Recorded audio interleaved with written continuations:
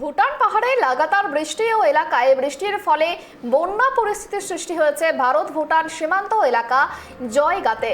ইতিমধ্যেই জয়গা এক গ্রাম পঞ্চায়েতের রায়গাঁও, মংলাবাড়ি, বৈরবাড়ি, খারখোলা সহ বিভিন্ন এলাকায় বাসিন্দাদের ঘরে প্রবেশ করেছে জল। রায়গাঁও, মংলাবাড়ি সহ বিভিন্ন এলাকায় ভুটান পাহাড় থেকে কাদা মাটি পড়ে এসে বাসিন্দাদের ঘরে প্রবেশ করেছে। ভুটান পাহাড় থেকে নেমে আসা যোগীখোলা, খারখোলা সহ বিভিন্ন নদীও ঝোড়ার জল বৃদ্ধি পেয়েছে এবং বিপদ সীমার উপর দিয়ে বইছে জল।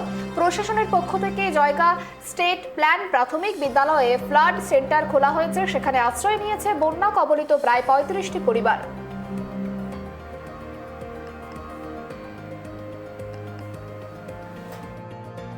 চারটার সময় আমরা ঘুমাইতে পারি নাই। আমাদের সবাই মেম্বার প্রধান সবাই সকালে যাইয়া দেখছে বাড়িতে। আমরা সবাই এদিকে স্কুল ঘরে আইসা বসছি। এখন অনেকের ঘরে জল ঢুকে গেছে। হ্যাঁ, অনেক ঘরে জল ঢুকছে। এই জলটা কোথেকে আসে? পাহাড় থেকে? পাহাড় থেকে আসতেছে। শুধু জল না কাদামাটি?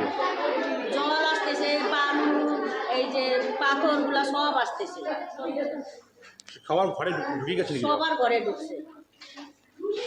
আপনার নাম? কালকে জনটা আসছিল, কালকে আমাদের বাড়িতে ঢুকে নাই, আজকে তো ঢুকছে। তো কত বাড়ি হবে এরকম? তো হবে কয়টা বাড়ি? 20-25টা। 20-25টা।